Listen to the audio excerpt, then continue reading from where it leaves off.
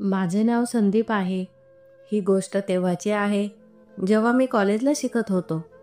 मी अभ्यासात हुशार होतो, पण माझी घरची परिस्थिती जास्त चांगली नव्हती. माझ्या घरात फक्त माझी आई होती, कारण माझे वडील तर मी लहान असतानाच वारले होते.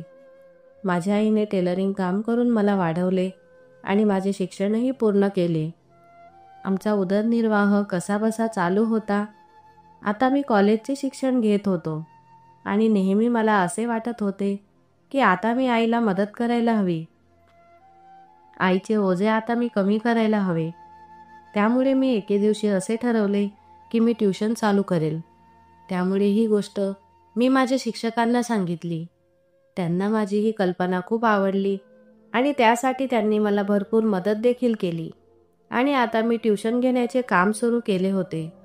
संध्याकाळी 4 वाजेपासून मी ट्युशन घेण्यासाठी लोकांच्या घरीही जाऊ लागलो. आता माझी आईही माझ्यावर खूप खुश होती, कारण मी तिला मदत करत होतो आणि चांगले पैसेही कमवून घेत होतो. आमचे दिवस आता चांगले जात होते आणि असेच एके दिवशी माझे सर मला म्हणाले की बेटा, माझी एक मुलगी आहे. ती 10वीच्या वर्गात शिकत आहे. जर तू तिची ट्युशन घेण्यासाठी तयार झाला तर मी तुझे उपकार कधीही विसरणार नाही. मी आयुष्यभर तुझा ऋणी राहील. माझ्या सरांच्या तोंडून हे ऐकून मला थोडे आश्चर्य वाटले, कारण ते स्वतः एक शिक्षक होते. त्यामुळे ते स्वतःही आपल्या मुलीला शिकवू शकले असते. पण त्यांनी मला असे का सांगितले? ते मला म्हणाले की ती जरा चंचल आहे आणि ती माझ्याजवळ बसून अभ्यास करत नाही. जर तू तिला शिकवण्यासाठी तयार झाला तर त्याबद्दल मी तुला चांगला पगारही देईन. हे ऐकून मी खूप खुश झालो आणि त्यासाठी होकार दिला, कारण मला हे चांगलेच माहीत होते की माझे शिक्षक श्रीमंत घरातून होते. ते प्रोफेसर असण्यासोबतच त्यांचा एक ऑनलाईन बिझनेस देखील होता. त्यामुळेच ते मला चांगली फी देखील देऊ शकले असते. मी तयार झालो आणि लगेच त्यांना होकार दिला.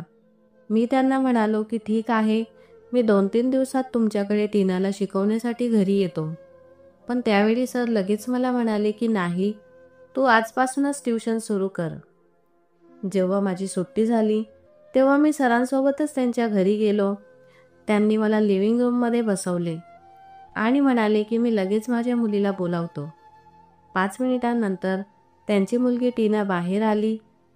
तिला पाहून मी हैराण झालो होतो, कारण ती दिसायला खूपच सुंदर होती. तिला पाहून मला माझ्या डोळ्यांवर विश्वास बसत नव्हता, कारण ती एखाद्या परीसारखी दिसत होती. ती माझ्यासमोर येऊन बसली. याआधी मी कोणत्याही मुलीशी बोलत नव्हतो, कारण माझा स्वभाव थोडा लाजाळू होता. माझ्या आईने मला चांगले संस्कार दिले होते. मला बहीण नव्हती. मी माझ्या आईचा एकुलता एक मुलगा होतो. त्यामुळे मी खूप रिस्पेक्टने प्रत्येक मुलीशी बोलत होतो. मी तिच्याशी खूप नम्रपणे बोलत होतो. बऱ्याच वेळ शिकवल्यानंतर मी तिला म्हणालो की आजसाठी एवढेच भरपूर आहे. एवढे बोलून मी माझ्या घरी आलो. पण घरी आल्यानंतरही माझ्या डोक्यात तिचेच विचार सतत चालू होते. तिचे नाव टीना होते आणि ती स्वभावाने मला चंचल वाटली नाही. तिला पाहून असे वाटत होते की ती खूप शांत स्वभावाची आहे. पण दुसऱ्या दिवशी जेव्हा मी तिथे गेलो तेव्हा मी खूप आश्चर्यचकित झालो, कारण मी न सांगता टीनाच्या घरी गेलो आणि जेव्हा मी तिला छोट्या ड्रेसमध्ये पाहिले, मी लगेच माझी नजर फिरवली. ती तिच्या मैत्रिणींसोबत खेळत होती. जसेही तिचे लक्ष माझ्यावर गेले, ती आतमध्ये गेली आणि थोड्या वेळात माझ्याजवळ येऊन बसली. येताना ती फुल कपडे घालून आली होती. ती आल्यावर मला म्हणाली की उद्या माझी टेस्ट आहे. मी तिला तिच्या टेस्टची तयारी करून दिली आणि तिच्याकडून प्रॅक्टिसही करून घेतली आणि तिला म्हणालो की या परीक्षेत मला तुझ्याकडून चांगले मार्क्स हवे आहेत. त्यावर ती मला म्हणाली की नाही सर, मला हा विषय खूप कठीण वाटतो. मी चांगले मार्क्स तर आणू शकत नाही, पण मी पास नक्की होऊ शकते. ते ऐकून मला आश्चर्य वाटले. पण ती रडण्याआधीच मी तिला म्हणालो की ठीक आहे, पण जर तू फेल झाली तर? ती मला म्हणाली की तुम्ही मला जी शिक्षा द्याल ती मला मान्य आहे. तिचे बोलणे ऐकून मला हसू आले आणि मी तिला म्हणालो की ठीक आहे, जर तू टेस्टमध्ये फेल झाली तर मी तुला शिक्षा करेल. आणि आता मी तिच्या रिझल्टची वाट पाहू लागलो. मला असे वाटू लागले की तिने या टेस्टमध्ये फेल व्हावे आणि मी तिला शिक्षा करावी. मला माहीत नाही, पण आता मला टीनाला त्रास देण्यामध्ये मजा वाटू लागली होती. त्यानंतर तिचा रिझल्ट आला आणि ती टेस्टमध्ये फेल झाली. मला असे वाटू लागले की देवाने माझे ऐकले आहे. मनातल्या मनात मला आनंद होत होता, पण मी चेहऱ्यावर बनावटी राग दाखवला आणि टीनाला म्हणालो की तू हे काय केले आहे? मी तुझ्याकडून तर खूप चांगली प्रॅक्टिस करून घेतली होती, तरीही तू टेस्टमध्ये फेल झाली आहे. तेव्हा ती घाबरतच मला म्हणाली की सर, तुम्ही मला जी काही शिक्षा द्याल ती मला मंजूर आहे. तुम्ही मला जे काही शिकवले होते ते सर्व काही मी विसरली होती. मी काय करू? मला सायन्स विषय खूप कठीण वाटतो. ती खूप निरागस मनाने मला सांगत होती. त्यावर मी तिला म्हणालो की मी तुला काल काय सांगितले होते? ती म्हणाली की सर, मी टेस्टमध्ये फेल झाली तर तुम्ही मला शिक्षा देणार होते. मी म्हणालो की ठीक आहे. आता तुला काय शिक्षा हवी आहे? ती म्हणाली की तुम्ही जी शिक्षा द्याल ती मला मान्य आहे. तिची सुंदरता पाहून माझे मन भटकू लागले होते. आम्हा दोघांव्यतिरिक्त रूममध्ये कोणीही नव्हते. मी एक नजर तिच्याकडे पाहिले. माझ्यासमोर एक सुंदर मुलगी उभी होती. माझ्या मनात आता एक चित्रविचित्र विचार येऊ लागले होते. तिला पाहून माझ्या मनात शैतानाने घर केले होते. मी हळूच तिला म्हणालो की ठीक आहे, तू माझ्याजवळ ये. मला तुला शिक्षा द्यायची आहे. ती खूपच बालिश होती, त्यामुळे ती लगेच माझ्याजवळ येऊन बसली. मी तिला विचारपूस करू लागलो की तू किती वर्षाची आहे? ती मला म्हणाली की मी 15 वर्षाची आहे. तिनं 15 वर्षाची होती आणि मी 22 वर्षाचा. मी तिला म्हणालो की जर मी तुला कोणतीही शिक्षा केली तर तू त्या बाबतीत तुझ्या कुटुंबियांना सांगशील का? ती मला म्हणाली की नाही सर, मी काहीही सांगणार नाही. कारण जर मी या बाबतीत माझ्या वडिलांना सांगितले तर ते मलाच रागवतील. कारण तुम्ही माझ्याकडून प्रॅक्टिस करून घेतल्यानंतरही मी अभ्यासावर दुर्लक्ष केले आणि मला परीक्षेत चांगले गुण मिळाले नाही. ते ऐकून मी शांत झालो. तिची सुंदरता पाहून मला असे वाटत होते की तिला मिठी मारावी, पण हे सर्व करण्यासाठी माझे मन मानत नव्हते. मला कुठे ना कुठे माझ्या आईने दिलेले संस्कार आठवत होते.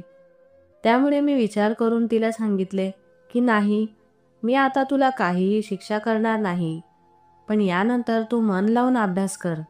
जर यापुढे मन लावून अभ्यास केला नाही आणि टेस्टमध्ये फेल झाली तर मात्र मी तुला शिक्षा दिल्याशिवाय राहणार नाही. आज मी तुला माफ केले आहे. हे ऐकून ती खूप खुश झाली. आता मी पुन्हा तिला शिकवू लागलो. एके दिवशी जेव्हा मी कॉलेजमध्येच होतो तेव्हा सर माझ्याजवळ आले आणि मला म्हणाले की बेटा, मला तुझ्यासोबत काहीतरी बोलायचे आहे. मी त्यांना म्हणालो की मी हे लेक्चर अटेंड करून तुम्हाला भेटतो. मग तुम्हाला माझ्याशी काय बोलायचे आहे ते आपण बोलूया. त्यानंतर मी लेक्चर अटेंड करून सरांजवळ गेलो. तेव्हा ते काहीतरी कामात व्यस्त होते.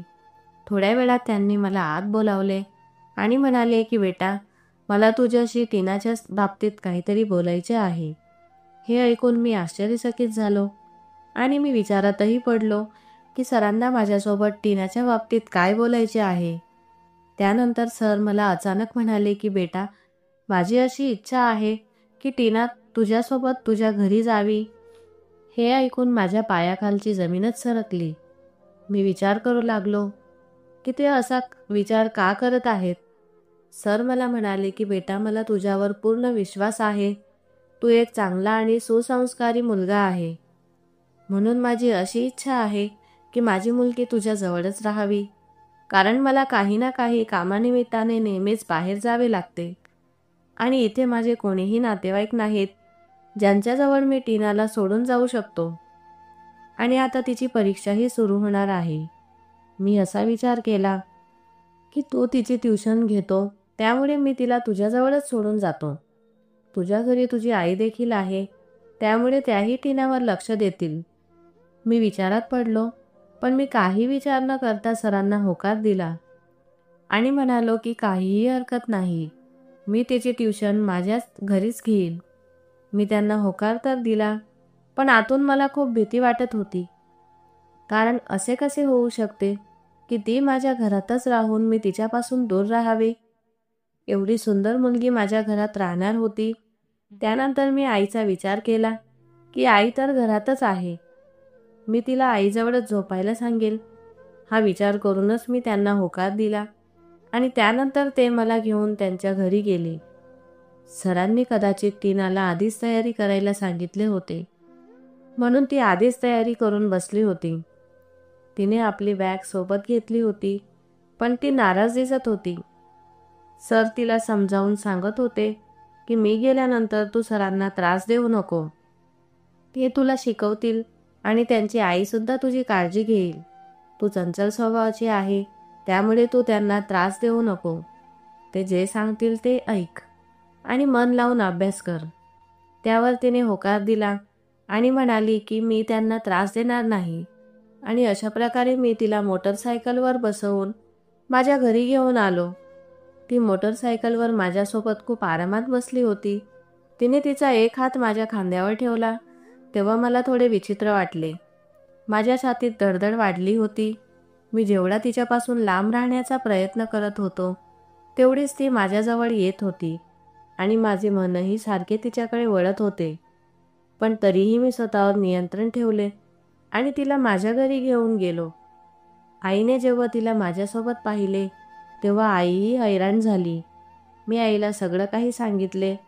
आई तिच्या रूमकडे जाताना मला म्हणाली की इकडे ये, मला तुझ्याशी काहीतरी बोलायचे आहे.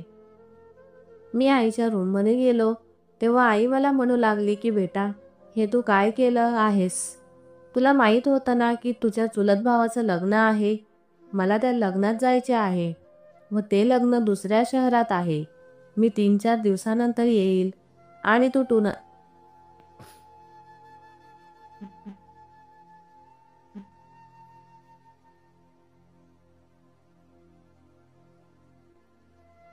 तू टीनाला घेऊन आलास.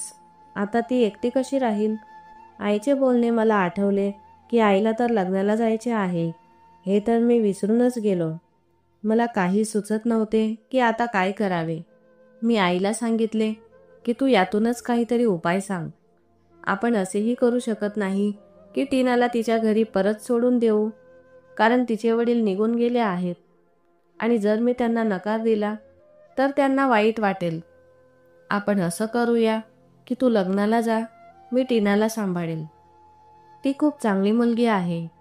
आई म्हणाली की आपण असं करू शकत नाही, कॉलनीतील लोक काय म्हणतील? मी आईला चिडून म्हणालो की केव्हापासून तू कॉलनीतील लोकांचा विचार करत आहे? तुला तुझ्या मुलावर विश्वास नाही का? तू काही टेन्शन घेऊ नकोस. तू सगळं काही माझ्यावर सोडून दे आणि निवांत लग्नाला जा. तुझा मुलगा तुझ्यावर किंवा स्वतःवर कुठल्याही प्रकारचा डाग लागू देणार नाही. माझ्या आईचा माझ्यावर पूर्णपणे विश्वास होता, म्हणून ती लग्नाला निघून गेली. आता या घरात मी आणि टीना आम्ही दोघीच होतो. ती मला विचारू लागली की सर, तुमची आई कुठे गेली आहे? मी तिला सांगितलं की ती काही कामानिमित्त बाहेर गेली आहे, संध्याकाळपर्यंत घरी येईल. मी टीनाला शिकवू लागलो. मी तिला बऱ्यापैकी मॅथ शिकवले होते, पण ते तिच्या डोक्यापलीकडे जात होते. ती मला म्हणाली की सर, उद्या सुट्टी आहे, मी शाळेत जाणार नाही, तर तुम्ही उरलेले मॅथ मला उद्या शिकवा. मलाही आठवले की उद्या सुट्टी आहे आणि मीही शाळेत जाणार नाही. मी टीनाला सांगितले की तू आज जाऊन झोपून घे, कारण उद्या तर सुट्टी आहे. मी उरलेले मॅथ तुला उद्या शिकवून देईन. ती म्हणाली की ठीक आहे सर, मी जाऊन झोपते. मी तिला खोलीचा रस्ता दाखवला व ती झोपण्यासाठी खोलीत निघून गेली. काही वेळानंतर ती परत माझ्याकडे आली आणि मला विचारू लागली की सर, तुमची आई तर येणार होती, पण अजून कशी आली नाही? मी तिला समजावून सांगितले की आईला येण्यास उशीर आहे, ती जवळच गेली आहे. ती येऊन जाईल, तू चिंता करू नकोस. तिला माझ्या बोलण्यावर विश्वास बसला आणि ती निघून गेली. मलाही काळजी वाटू लागली. मी तिला खोटं बोलायला नको हवे होते, पण माझा नाईलाज होता. मला तिला सांगायचे नव्हते, की आपण दोघेच या घरात आहोत, कारण माझ्याविषयी तिच्या मनात काहीतरी वेगळाच विचार येईल म्हणून मी तिला सांगितले नाही. काही वेळानंतर मीही माझ्या रूममध्ये जाऊन झोपलो. मी गाढ झोपेत असताना मला असे वाटले की अचानक माझ्या रूमचा दरवाजा कोणीतरी उघडला आणि माझ्या शेजारी येऊन कोणीतरी झोपले. माझ्या रूममध्ये संपूर्णपणे अंधार होता म्हणून मला काहीही समजले नाही. परंतु मी टेबल लॅम्प लावून पाहिले तेव्हा मी आश्चर्यचकित झालो, कारण माझ्याजवळ दुसरं कोणी नसून टीना येऊन झोपली होती. मी तिला चिडून म्हणालो की टीना, हे काय आहे? तू माझ्या रूममध्ये का आलीस?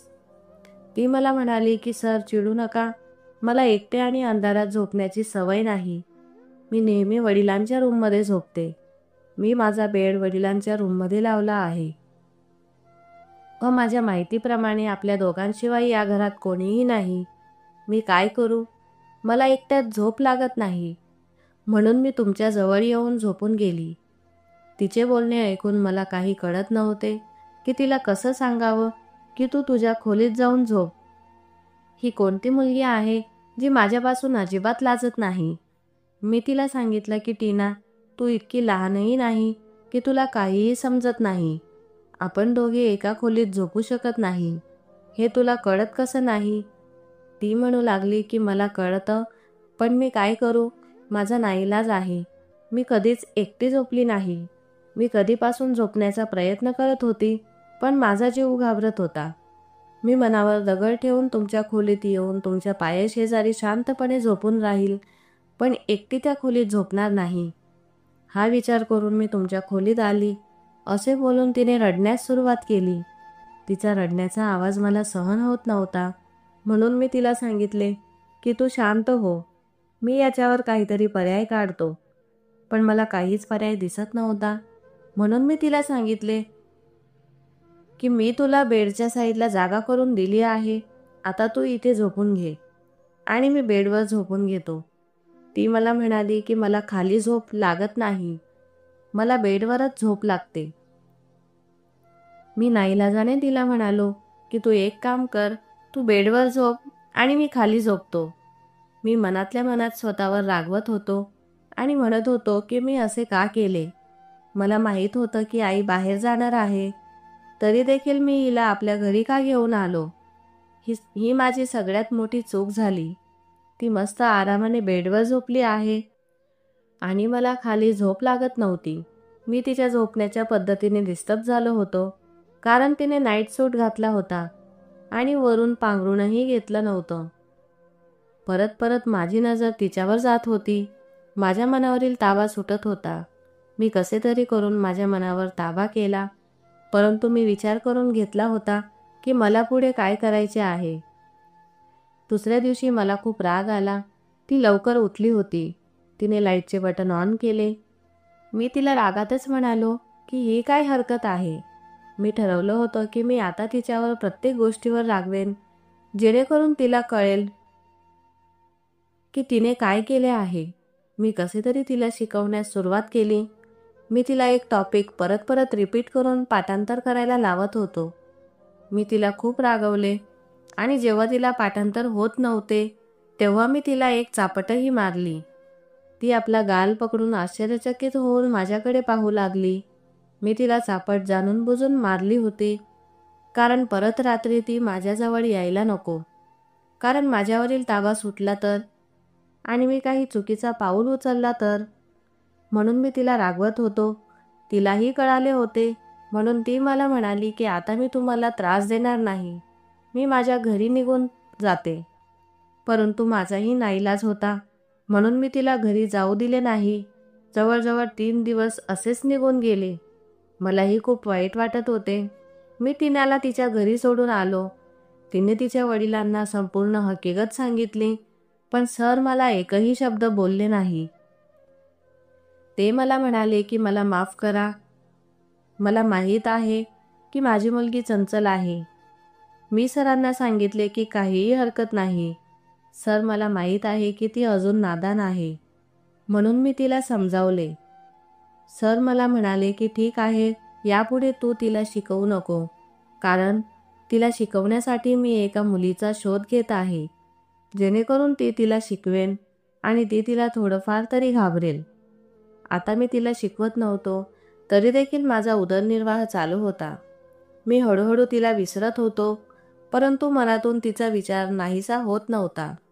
जेव्हा मी तिला चापट मारली होती, तेव्हा तिच्या डोळ्यातून अश्रू येऊ लागले आणि ती माझ्याकडे रागाने पाहत होती. तिची हीच गोष्ट मला वारंवार आठवत होती व मनाला त्रास देत होती.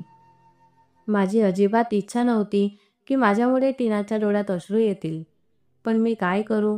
कारण त्यावेळेस अशी परिस्थिती होती की मला हे करणे गरजेचे होते. ती ज्या वयात होती ते वय सांभाळणे खूप गरजेचे आहे, कारण त्याच वयात मुलींकडून चुका होतात आणि मीही त्याच वयात होतो. कदाचित आमच्या दोघांकडून काही चुकीचे झाले असते तर मी माझ्यात नजरेत पडलो असतो व आईशी नजर मिळवून बोलण्याची हिंमत देखील माझी झाली नसती, कारण मी तिला सांगितले होते की तुझा मुलगा तुझ्यावर कुठल्याही प्रकारचा डाग लागू देणार नाही.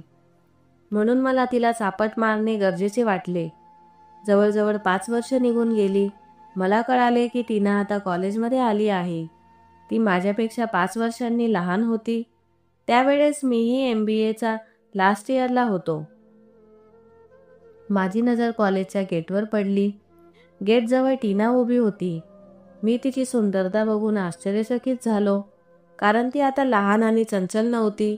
ती खूप समजदार झाली होती. ती कॉलेजची लाईफस्टाईल शिकली होती.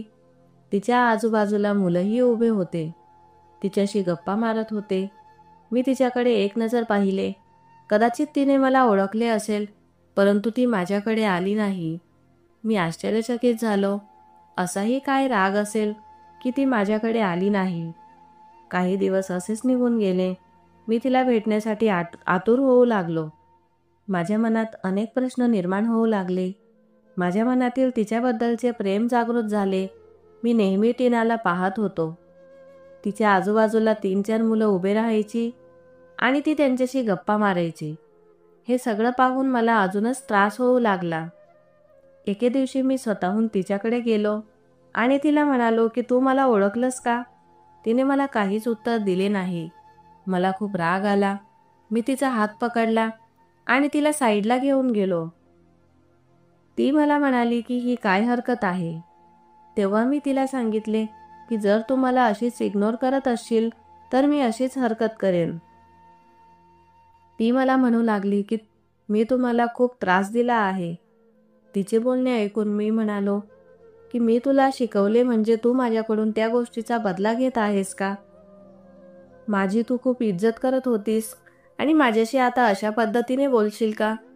तेव्हा ती म्हणाली की आधी तुम्ही माझे शिक्षक होते, परंतु आता आपल्यात काहीही नातं नाही आणि ज्यांच्याशी माझी ओळख नाही मी त्यांच्याशी याच पद्धतीने बोलते.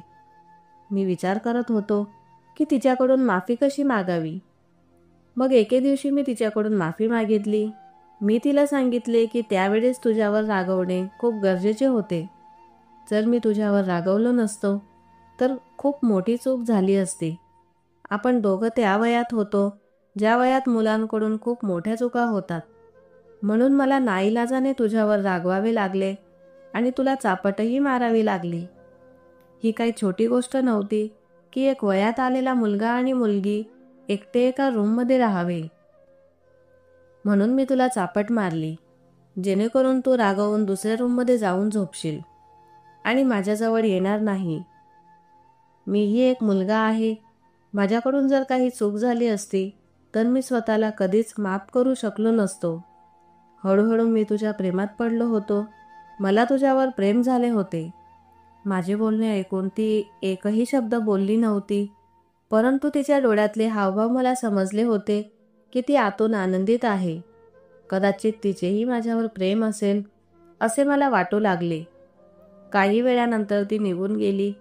मी देखील घरी जाण्यास निघालो. मी विचार करत होतो की ती माझ्याकडून माफी मागेल आणि माझ्याशी बोलण्यास सुरुवात करेल, परंतु काही दिवस असेच निघून गेले. ती माझ्याजवळ आली नाही. एके दिवशी मला कोणीतरी आवाज दिला. मी पाठीमागे बघितले तेव्हा मी आश्चर्यचकित झालो, कारण ती कोणी नसून टीना होती. ती माझ्याजवळ आली आणि म्हणाली की मला माफ कर.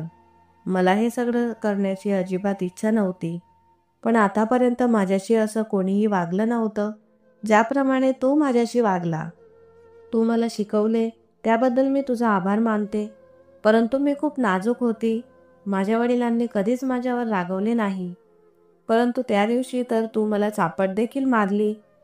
मी त्याच दिवशी निर्णय घेतला की मी वडिलांना सगळं काही सांगेल आणि वडिलांना हेही सांगेल की मी तुझ्याकडे शिकणार नाही.